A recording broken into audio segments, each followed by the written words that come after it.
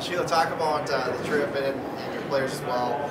You wanted a good effort, defense, run into a good defensive effort from another team. You got that 2 games in a row. First game down by 6 at the half, and then Montana kind of pulled away. But your assessment of the 2-game series and how you thought your team played? Well, I thought defensively we were fairly good at times. Kind of exposed some of the things you need to work at, but that's why you play the exhibition games. And then offensively, I thought we did some good things and exposed some things maybe they weren't real good at. But then we kind of went cold in the second half against Montana and missed a lot of outside shots and quit getting inside and quit going to the basket. And then I thought against Montana State, really got some backdoors and some easy things early, and then just really failed to execute at times and run our transitions. So I think it just kind of gives a gauging point, a starting point of what we need to prove out and where we need to get better. You'll see 2 teams this weekend now, former DAC teams, old NDCAC teams go back far enough, but you know very well Valley and Dickinson. You know, how about this matchup this weekend? It's not exhibition anymore, and it starts to count on the record, so it's for real, I guess you can say in a way, starting this weekend. Yeah, what do you guys think of that? I guess we played Dickinson again, and we played them our first exhibition game, and we had 20-some turnovers against them too. It's just, that's the thing right now that we need to focus on is take care of the ball, execute, like play hard-nosed defense, because we have a bench that can come in and just give us just as good as other people are and stuff. So it's just really working on what we need to do to improve and cut down on some of those costly turnovers. Sarah, how do you feel about this weekend? About this weekend? Yeah. I think, like Coach said, it was a good starting point for us. Got to figure out what we need to do better on defense and offense. And as far as this weekend, I think it'll be exciting to play on our home court finally. I think a lot of us players have been looking forward to that. So. Are there still parts of your game that obviously you continue to work on throughout the season, but do you like, are you starting to see the pieces of how you want to see the puzzle, it all come together a little bit for you, Sheila? Oh yeah, I think you know, with the offense that we've been running, we could easily keep running it all around the perimeter and out by the 3-point line, but that's not really what we're looking for. Kind of how it's designed, we're looking for some back doors, looking for some isolation in the post, looking for baseline penetration. And those are all the things that we have to put together, and we've had people run different spots in the last couple games that we haven't really practiced a whole lot with that, and we had to do it because of defensive assignments on the other teams. So I think it's important for us to have to figure some of those things out, because those are going to happen in game situations. We're going to be in different places. But the one thing I think that we realized after this weekend is that getting the ball inside and getting to the free throw line is really going to be a big thing for us.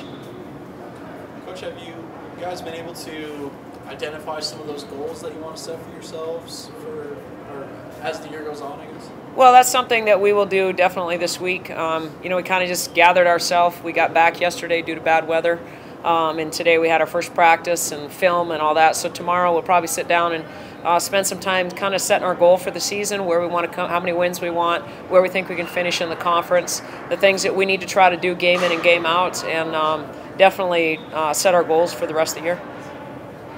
You mentioned being able to run a perimeter type of offense, and now with the size you have, do you feel like, you know, trying to get that half-court offense set a little bit more? Is that kind of where you're going to kind of start trying to work on a little bit more of that inside? Well, it's just like Sarah and Katie are such good inside-outside players, and Chris Bogue. I just think that that's kind of how we play, that we don't want to just settle for outside. We've got to go inside, but yet our bigs can all move outside and play like guards. So I think we can take advantage of some defenders that are bigger and slower, and then take them outside, and then the ones that maybe are smaller and can't handle our post inside, we take them inside. So I think the versatility of our post lineup definitely helps us, and it allows us sometimes to play 3 bigs at one time. Sarah played the 3 for us the last 2 years. Chris Bogue's played the 3 for us her whole career, and now she's playing some 5. So I think we're really versatile that way. Have either one of you girls maybe, you know, now that we're through some of the exhibition games, maybe thought to yourself, you know, I want to be able to do this really well for the team this year? Have you guys thought about that at all? Go ahead, Katie. Well, Lester, you got it. It's not so much been something that I've just now realized. I think throughout the start of the season and a lot of our last season's meetings at the end, kind of helped a lot about where I wanted to be and what I needed to do for the team this year. So it's mostly inside work. Like she said, we can go outside at times, but we'll just see what our offense does.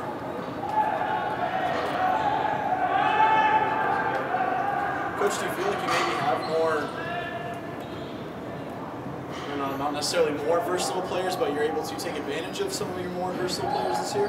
Yeah, I think we had that problem last year too. I think it caused some matchup problems for teams that, if they put somebody smaller on a 3-guard, we're probably going to take you in and post you up, and they put somebody bigger and slower, we're going to take you to the perimeter and let you run around and try to chase us. So I think it's definitely a huge advantage, and should be an advantage on the boards. I think right now we're kind of sometimes busy watching and not going to the boards. Both Sarah and Katie have set goals to be better at that. So hopefully we can get an advantage on the boards as well. And then, quite honestly, I think it might even allow us, as much as I hate to say this, but to play more zone. I'm not a huge zone fan as a coach, but you've got to play to your strengths. And with our size, I think it could really be a bonus for us.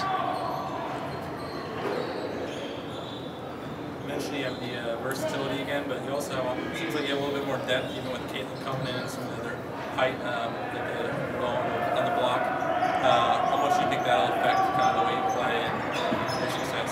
Well, I think we've got a 9-10 player rotation right now. I think that we've got kids that can play multiple positions for us and get some things done. We've got a good core of bench people coming in, and I thought our bench actually outplayed our starters in the University of Montana game. So that was nice to see. That's a nice luxury to have, and if we can get our bench trying to outscore our starters, that's a good thing. Maybe it'll be an internal competition, and every night we'll get good production from both. Coach, of course, I'm still trying to learn the NSIC sports conference up here. You talk about playing zone, and you might have the ability to do more of that this year. Are there a lot of other, the teams that you're going to play this year, are there a lot of good perimeter shooters on a lot of these teams? Everybody's good. They got good shooters, good inside play, good penetrators. You just kind of got to pick and choose your times. Like Montana State had, Callie Durham's a senior, is a really good shooter, and we chose to go zone when she wasn't in the game, and actually went 10 straight possessions without them scoring. When she came back in the game, we switched back and maybe could have taken our chances and stayed in it a little bit because we really controlled the boards well out of it.